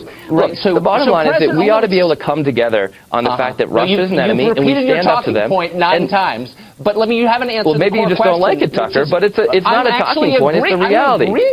I'm agreeing with you, Congressman. That's fine. You just haven't answered why, if the president's doing the bidding of the Russians, our greatest enemy, worse than ISIS, then why is he seeking to expand the American nuclear arsenal? Why is he taking money from domestic programs and putting it toward the Pentagon? Why is he pushing our NATO partners to put more into their own defense? Those are not things the Russian government wants. They're the opposite of what the Russian government wants. Yes, why do we have boomers off of the Mediterranean? in the Mediterranean. For that matter, why do we have boomers off of the coast of North Korea? Because trust me, we do. Contend with the facts and get back to me on how that all squares up. Well, look, you can give plenty of things that you like about what Trump is doing. I was sitting on the Armed Services Committee. I'm just telling you, Russia doesn't like them. Well, look, this guy is so bleeding daft, he doesn't understand the point that Tucker Carlson is attempting to make.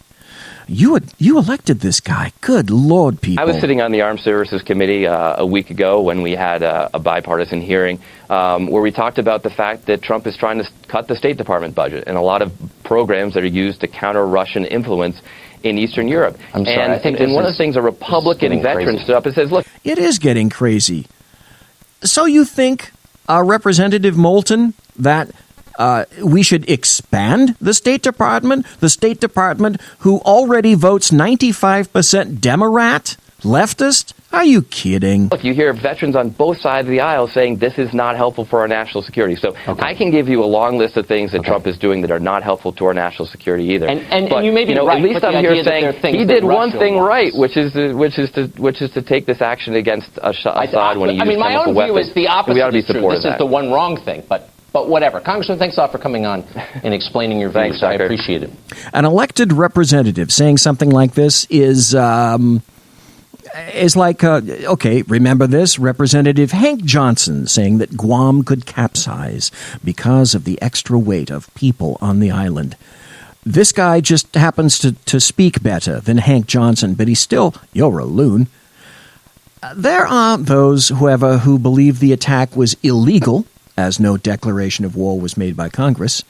And I submit to you that that's patently false. I remind folks of the fact that Obama operated that way for literally all 8 years of his regime. And he was never told once that he required congressional approval for any drone and missile strikes that he ordered.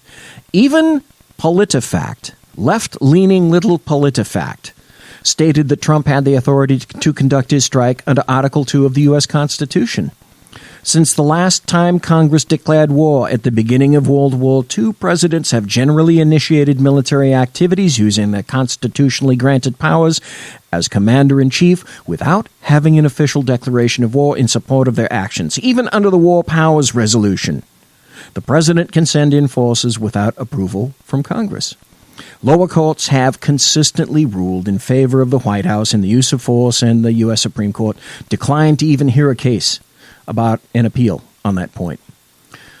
So there are some people who said President Bush's movement into Iraq was fallacious and that Saddam Hussein was not in possession of WMD materials, despite the fact that I told you about that article in the New York Times indicated the opposite was true.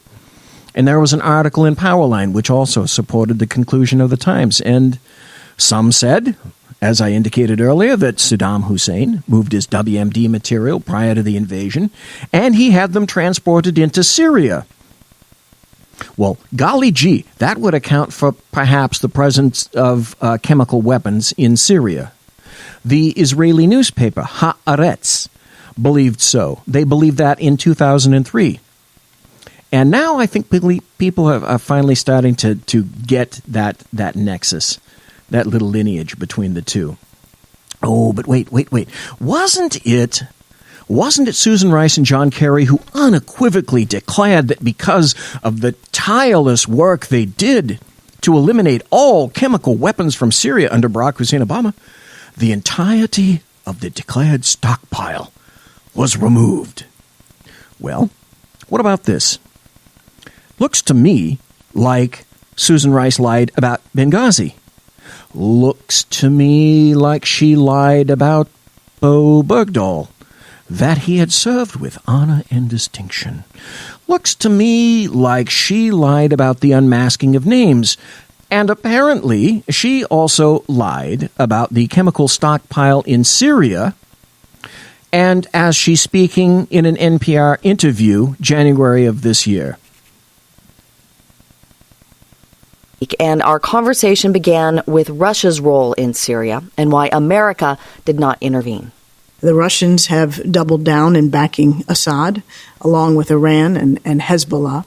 And the president made the fundamental choice not to intercede in the civil war between Assad and the opposition. Although his critics point to that often as a crucial mistake. When President Obama articulated this red line that Bashar al-Assad could not cross or there would be military repercussions by the U.S., and then he used chemical weapons, and then the U.S. did not respond. There's two different things here, and I want to separate them. One is the broader question, which we could have confronted at any point over the last 5 years, as to whether or not the United States ought to intervene in the civil conflict between Assad and the opposition. I think that was fundamentally the right choice for U.S. interests not to intervene.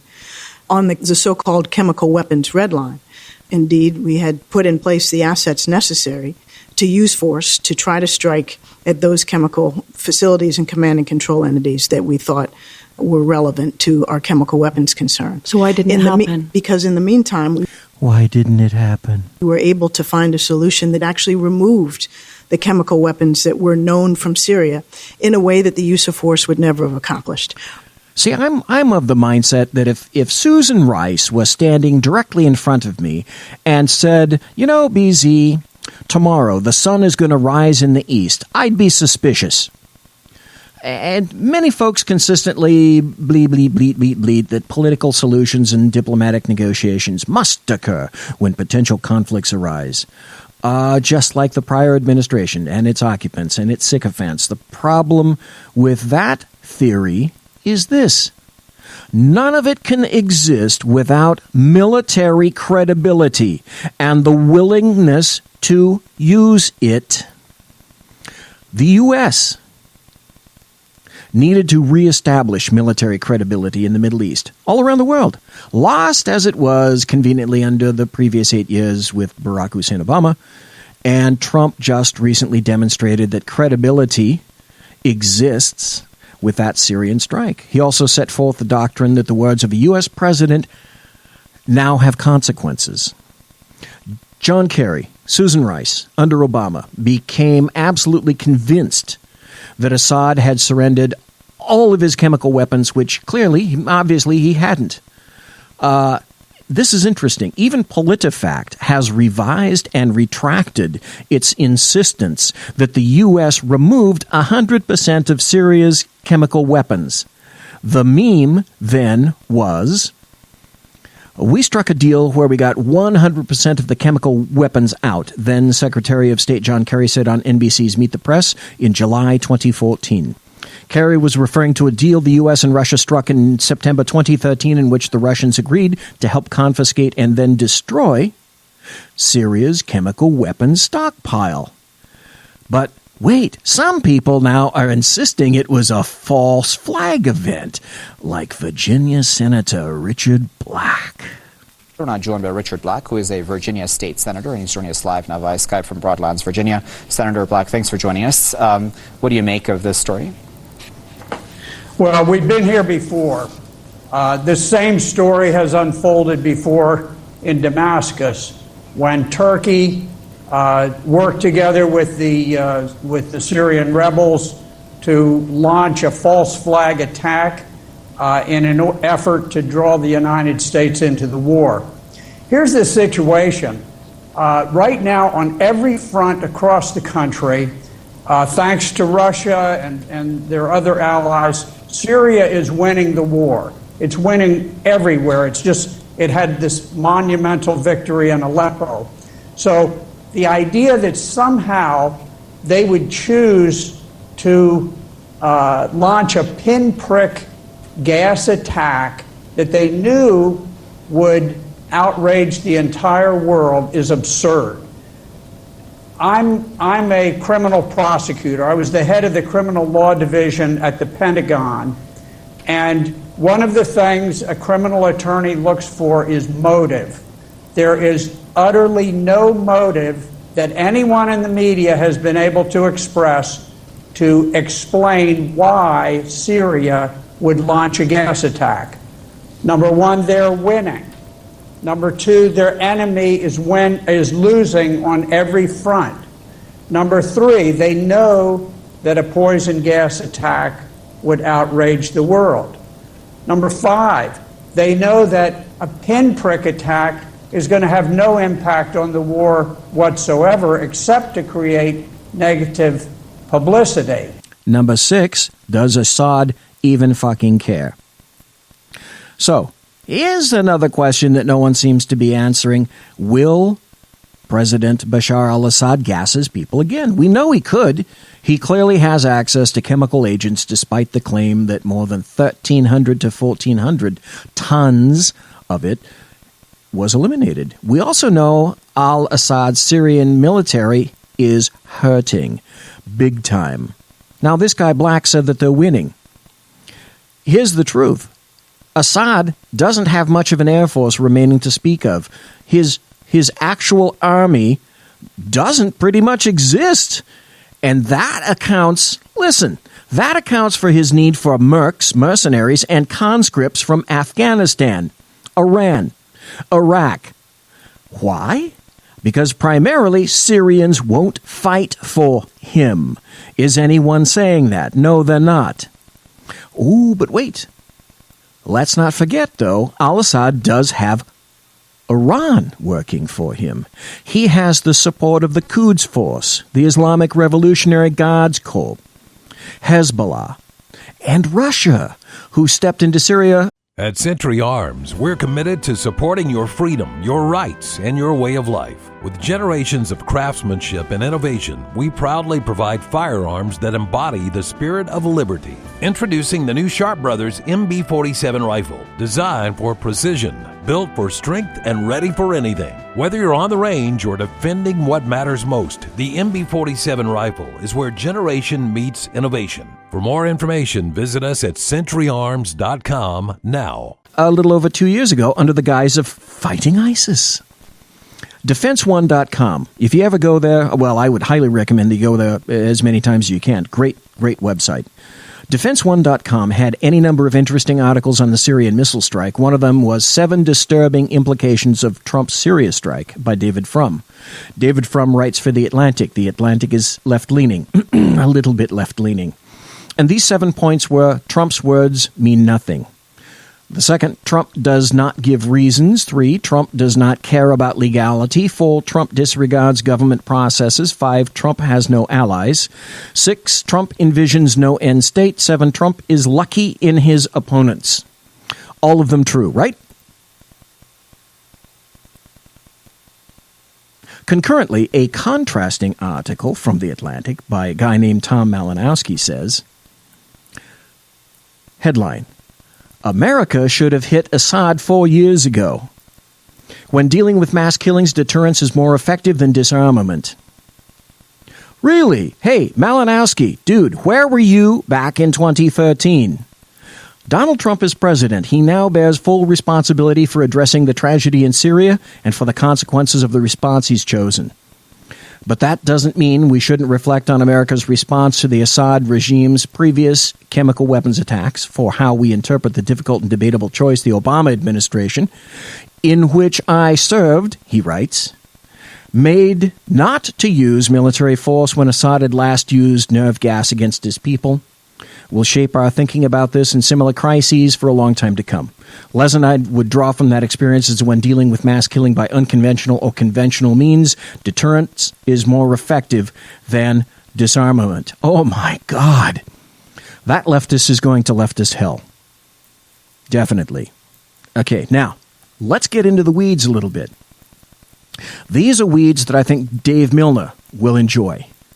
Because these are things that a lot of people aren't saying, and these have very, very serious considerations. They have to be examined.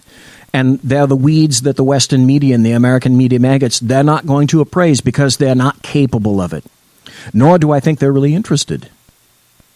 Oh, my gosh. Tell you what, I forgot the time. Look at that. Let's do this, and we'll be right back. I'm late. I hate that when that happens. Conservative media done right. You're listening to the SHR Media Network. breaking news. According to the latest report coming out of SHR Media, a merchandise store to support both the Reaver of Common Sense and SHR Media has just been unleashed to the general public. Be forewarned that this site can be contagious and numerous items can be purchased to support the best news programming. Go to Reaver.one website and click on the store link to check out the merchandise. Hello, I'm Matt, a student at Hillsdale College. Here is Hillsdale President Larry Arnn on the continuing relevance of the Constitution. Many argue today that the Constitution is outdated because it addresses problems peculiar to the 18th century. Some parts of the Constitution do read rather quaintly. Consider the injunction against titles of nobility in Article 1, Section 9 of the Constitution. But is that so outdated? The purpose of the injunction is to prevent the government granting special privileges to some for partisan reasons. This strikes at the heart of the rule of law. The crony capitalism so common today is a place where the government bestows favors and tax dollars on some businesses to give them a leg up over others. This is exactly the kind of thing the Constitution was meant to prohibit. The Constitution is not so outdated after all. This Constitution Minute was brought to you by Hillsdale College. To join the national conversation on the Constitution, go to constitutionminute.com. Names are dark. The people misled by corrupt politicians, lied to by establishment media, and deceived by the false messages of Islam. A nation in confusion needs a guide. It needs a man with a cane. I'm Dave Milner. Join me on Spreaker, SHR Media, High Plains Talk Radio, Live Rebooting Liberty, and YouTube for a unique brand of commentary on the unpleasant blind guide. Because truth is not always pleasant. In a world controlled by corrupt politicians. You got a business. You didn't build that. A team of ordinary men emerge from the ashes to give voice to the voiceless and hope to the hopeless. Sackhead Sean. Dude, I'm not saying Kafka was stupid, bro. Sackhead Clint. All good friends of ours usually show up drunk. Also starring Sako as the producer. I'm a little bit drunk, cause I'm drinking. They are the Sackheads Radio Show. Every Wednesday at 8 p.m. Pacific on SHRmedia.com.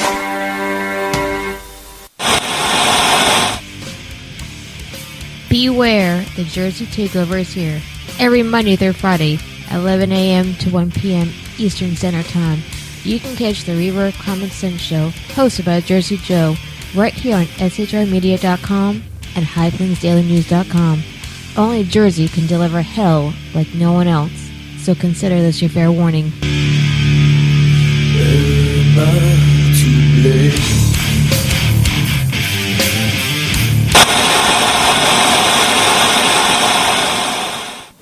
Conservative media done right. You're listening to the SHR Media Network. Now, we're talking about Trump, we're talking about Syria, and we're talking about the Tomahawk strike. And thanks for all of you being in chat. I have been enjoyed watching the chat between everybody involved. Come to the BZ Berserk Bobcat Saloon every Tuesday and Thursday, starting at 11 p.m. Eastern, 8 p.m. Western, and come up, belly up to the bar, and take a seat. I said we're going to get into the weeds, and the weeds are that of the involvement of the Middle Eastern version of Islam itself. You can't understand Islam until you understand the two most fundamental divisions in Islam. And that's why this Islamic quote is accurate. It's what I've been saying for a long time and writing on my blog. Me against my brother, me and my brother against my cousin, me and my brother and my cousin against the tribe, me and my brother and my cousin and my tribe against the outsider. So let's state the obvious. Islam breaks itself down into two fundamentally distinct camps, Sunni and Shia. And this is what I find distinctly lacking from any discussion of the Middle East by the American media maggots. What are the fundamental yet apparently unrecoverable differences between these two camps? The Sunni-Shia split is highly divisive throughout the Middle East. The world's 1.6 billion Muslims all agree that Allah is the only God and Muhammad his messenger. They all follow the 5 same ritualistic pillars of Islam, including Ramadan and observing the Quran. And some differences between the two are minor. The Shiites pray with their hands by their sides, and the Sunnis pray with their hands crossed at their chest or stomach. The key schismatic difference is rooted in the question of who should succeed Muhammad after his death in 632. So this is something that's been going on for 1400 years, and it breaks down something like this. The Sunnis believed that his successor should be his follower, Abu Bakr, a friend of the Prophet's and father of his wife. Others thought that Muhammad's kin should be his rightful successor. They claimed that the Prophet had anointed Ali, his cousin, and therein lies the conflation of the name. They should be followers or Shi'at Ali, which gets conflated to Shia or Shiites, and they should be the partisans of Ali. So whilst Sunnis rely heavily on the practice of the Prophet and his teachings, the Shia regard the Ayatollahs as reflections of God on earth. Now that in of itself leads to issues because the Sunnis believe that the Shias, as a result of this, putting too much emphasis on the Ayatollahs, are essentially heretics. Now, you may ask, why does all this matter? Well, it matters for a number of reasons. And just think about it in these terms. 85 to 90% of all Muslims are Sunnis, the balance being Shias. Listen to that. 80 to 95% are Sunni. That has a great deal to do with Islam. And in the Middle East at the moment, the majority, so all of the Gulf states are Sunni states. Iran and Iraq are the only two, and Bahrain, but Iran and Iraq are the two Shia majority countries in the region. Now, Saddam Hussein, as I'm sure you will recall, was a Sunni. So he was a Sunni ruling over a majority Shia Muslim population, so that when the US-led attack went in and deposed him, all hell broke loose, and the Shias finally got their opportunity to assert themselves. That's called payback. So it now kind of puts a little bit of context into what's actually now happening in Iraq with the Islamic State almost reaping revenge and with renewed vigor taking revenge out on the Shia government, or the Shia government and the Shia majority population, particularly in northern Iraq. And here's the other thing: it doesn't just happen it's not just impactful on the ground; it's also impactful on a geopolitical level as well. You look at a country like Iran, who are they're also Shia and have a Shia-backed government, but they're fairly ambiguous in terms of who they back. So they created Hezbollah, which is a military extension in Lebanon of the Iranian army in Lebanon, and they attacked Israel. At the same time, and as I said, they're Shia, at the same time, the Iranians have been notable and visible backers of Hamas, who are Sunni. So again, playing both sides for geopolitical gain and further muddying the waters. So really the point is to illustrate that there are these fundamental differences. It's a 1,400-year conflict and dispute between the two factions, and it is further muddied by the political and geopolitical aspirations of the region. Let me know what you think. Let me know how you view the situation. As always, subscribe to the Lib TV. There are a bunch of books that I would highly recommend, and these are the ones that I've used to basically craft my view on Islam. And I've been threatened. I've had death threats sent by email to me. That was always a lot of fun. But I've read these books, and I highly recommend them. I know I'm getting in the weeds, and Mike, I'm too long-winded. But I read them, and I recommend them. One of the top is The Closed Circle by David Price Jones. The other one is called The Strong Horse by Lee Smith. The third is called The Arab Mind by Raphael Patah. You could read just about any book by Robert Spencer and Peter Townsend and be spot on. And also, don't forget, read the Quran. Read the Quran itself. Read, 2 versions. I have 2 versions. And read the Hadith. Read the words of Islam. That's why I say, and I've been saying and will continue to say until the day I expire, which could be tonight, who knows. But hopefully only after I get my Kettle One. In any event, that's why I say Islam is as Islam does. It's no more difficult than that. Here's how things break down in the Middle East. And the guy in the video earlier, in the audio, had it right. Sunni Islam, ISIS, hates Iranians, Shia. Sunni Arabs were responsible for 9/11. Iran is Shia. That's the largest number of Shiites in the world, in Iran.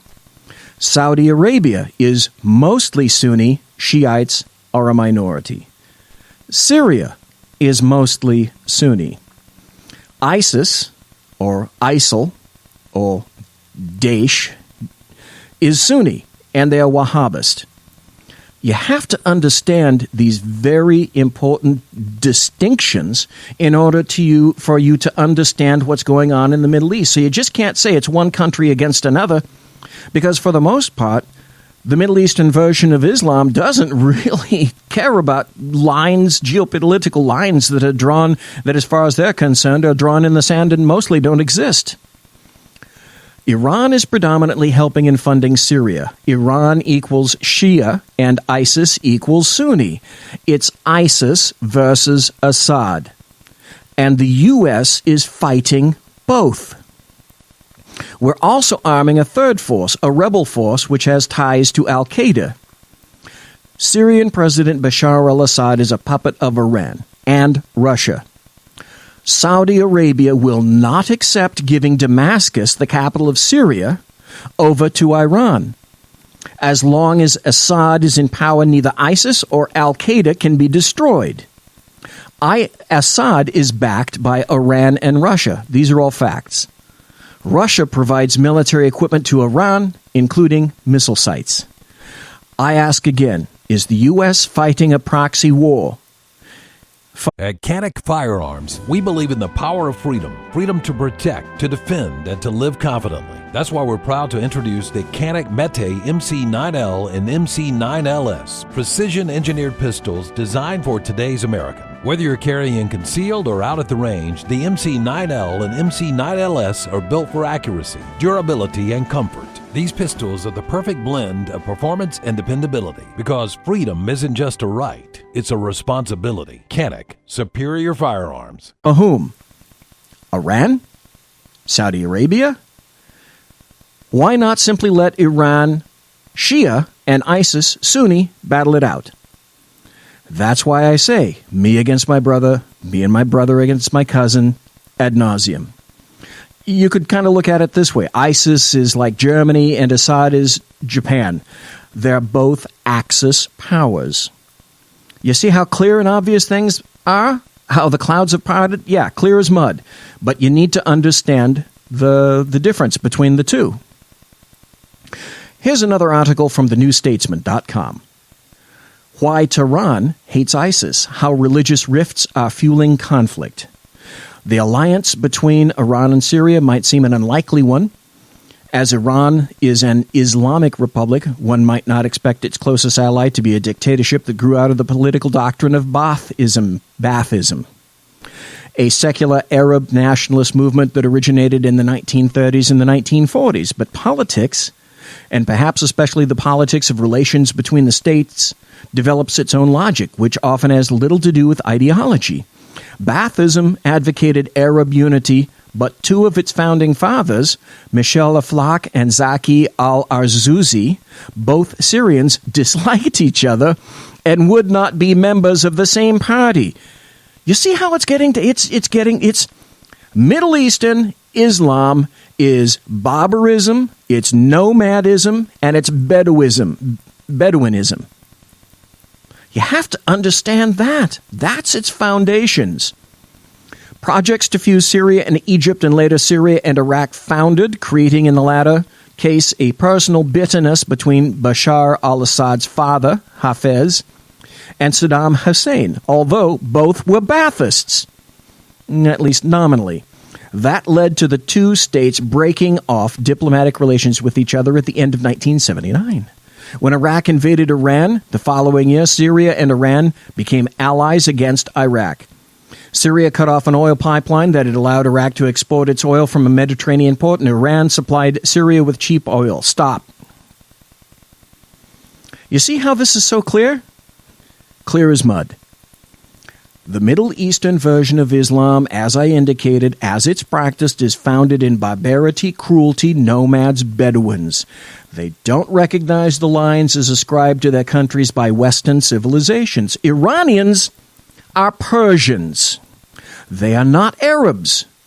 Never confuse a Persian with an Arab. Both will slit your carotid for doing so. Then there is another distinguishing element that needs to be revealed. Even within Syria, there are divisions within divisions. There are wheels within wheels. From thethoughtcompany.com, the difference between Alawites and Sunnis in Syria. Why is there Sunni-Alawite tension in Syria? The differences between Alawites and Sunnis in Syria have sharpened dangerously since the beginning of the uprising against President Bashar al-Assad, whose family is Alawite. The reason for tension is primarily political, rather than religious. Top positions in Assad's army are held by Alawite officers, while most of the rebels from the Free Syrian Army come from Syria's Sunni majority. Are you sufficiently confused yet? But you have to understand this is the Middle Eastern mindset. It's different from yours. It's different from mine. It's different from D.C. It's different from GAUPs, guilty, overeducated white people. You have to understand the background and the history and what these people are thinking to understand what they want to do to you. It's very confusing, but you have to go through and slug it out, even though I'm long-winded, because it makes a difference. Okay, so you're confused? I'm going to confuse you some more, but I'm telling you the truth. Alawites are a Muslim minority group that accounts for about 12% of Syria's population, with some pockets in Lebanon and Turkey. Again, though, you can't confuse these guys with Alevis, a Turkish Muslim minority. Around 70% of Syrians belong to Sunni Islam, as does almost 90% of all the Muslims in the world. Historical Alawite heartlands lie in the mountainous hinterlands of Syria's Mediterranean coast in the country's west, next to the coastal city of Latakia. Alawites form the majority in Latakia province, although the city itself is mixed between Sunnis, Alawites, and Christians. Alawites also have a sizable presence in the central province of Homs and in the capital, Damascus, Damascus being the capital of Syria. Alawites practice a unique but little-known form of Islam that dates back to the 9th and 10th century. Its very secretive nature is an outcome of centuries of isolation from the mainstream society and periodical persecution by the Sunni majority. Then this, from the New York Times. Kind of interesting. Questions rebels used to tell Sunni from Shiite. Whether a person is a Shiite or a Sunni Muslim in Iraq can now literally be a matter of life and death. As the militant group, the Islamic State in Iraq and Syria, or ISIS, has seized vast territories in western and northern Iraq, there have been frequent accounts of fighters capturing groups of people and releasing the Sunnis, while the Shiites are singled out for execution. ISIS believes the Shiites are apostates and must die in order to forge a more pure form of Islam. The two main branches of Islam diverge in their beliefs over who is the true inheritor of the mantle of the Prophet Muhammad. Shiites believe that Islam was transmitted through the household of the Prophet Muhammad. Sunnis believe that it comes down through followers of the Prophet Muhammad, who, by the way, they say are his chosen people. So, like I said, this isn't a matter of the big picture like the previous administration. Things get down to very, very specific ideals and details. But how can ISIS tell whether a person is a Sunni or a Shiite? From accounts of people who have survived encounters with the militants, it seems they often ask a lot of questions. Here are some of them. They can tell, what is your name? They can tell, by where you live. They can tell by how you pray. They can tell by what kind of music do you listen, if any at all. Now, back to reality. During President Trump's first outright military action, let's be honest, not much occurred. Thousands didn't perish. Hundreds didn't perish. Dozens didn't perish. However, there occurred the customary posturing that everybody anticipated. Iran's unhappy, and it's described as tense, and Vladimir Putin set his own red line in concert with Iran. But here's the deal with everybody in the world and President Trump. This is the first time in 8 years that Putin knows an America that won't do what he says. This is the first time in 8 years that North Korea is encountering an America that won't do what he says, and the same for Iran. But what it's about is what occurs next. I kind of say this.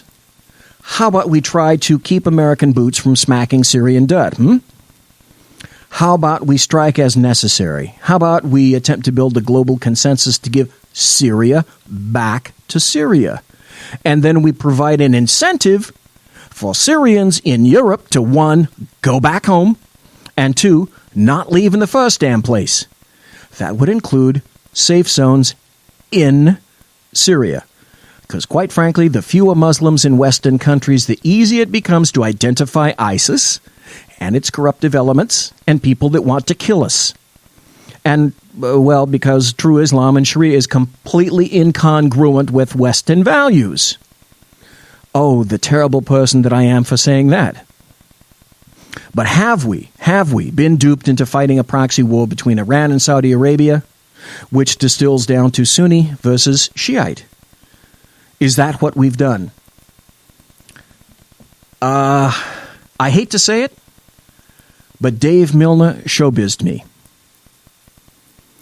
Because I think it gets down to this. This is President Trump's first test, militarily. In my estimation, he has both pleased and displeased a lot of people. Overall, to this point, I submit he's not been found wanting, but it's early. This is just a first step. All of that said, delineated, extrapolated, here is what I believe truly... Excuse me while I cough. Here is what I believe truly occurred with regard to President Trump and the Syrian missile attack. His daughter Ivanka pressed for this. And once Trump saw the photos and the video of dead and injured children, women and children, he reacted emotionally. What I also believe is that his generals and advisors were in congruence with this thinking, because it didn't remove President Trump from the mainstream of a limited and coordinated response. It served everyone's purpose. This time. And so I submit this is both assuring and disturbing simultaneously. Because it's like, how do you know when you have a terrorist attack? Go back to 9/11. When you heard of the first plane into the towers, what did you think? The first thing you thought was, oh my God, that's horrible, that's terrible. I hope all those firefighters get in there. I hope they save as many people as they can. And then when you had a second plane into the second World Trade Center, you knew exactly what you had. This is a one-time strike. It's all about what happens next. But on the other hand, Putin has been served papers. Jinping has been served papers. Kim Jong-un has been served papers. And that's this. The United States is not the paper tiger that it was under Barack Hussein Obama. We know that Kim Jong-un, I believe you could probably sit down and he'd be considered clinically insane. I can't believe otherwise. But the good thing and the bad thing simultaneously is no one is really sure about Donald Trump. Monsieur!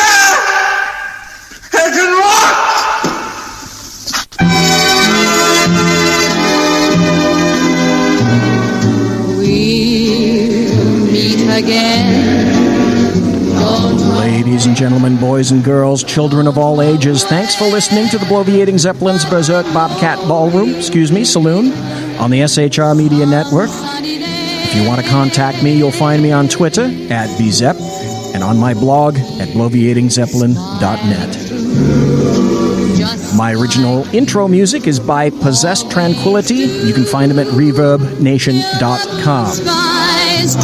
Promotional consideration by Lockheed Martin Skunk Works and the Boeing Company. If it ain't Boeing, I ain't going. So will you Tiaras by My Little Pony.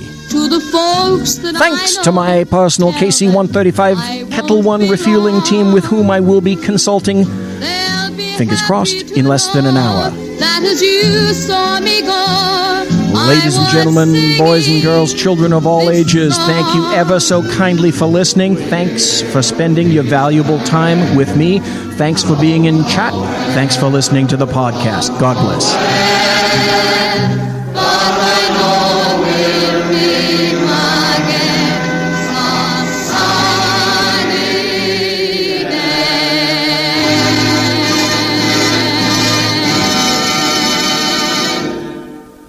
Everybody quiet down now and get some sleep. Good night, everybody. Good night, Mama. Good night, Ben. Good night, everyone. Good night, Mama. Good night, Daddy. Good night, children. Good night, Daddy. Good night, Elizabeth. Good night, John Boy. Good night, Jim Bob. Good night, Jim Bob. Good night, Jim Bob. What's going on? I was asleep. What's everybody doing? Good Good night, Jim Bob.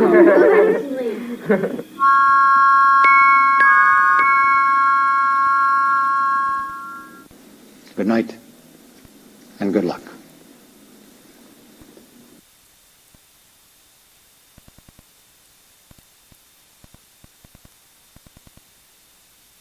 At Century Arms, we're committed to supporting your freedom, your rights, and your way of life. With generations of craftsmanship and innovation, we proudly provide firearms that embody the spirit of liberty. Introducing the new Sharp Brothers MB-47 rifle, designed for precision, built for strength, and ready for anything. Whether you're on the range or defending what matters most, the MB-47 rifle is where generation meets innovation. For more information, visit us at centuryarms.com now.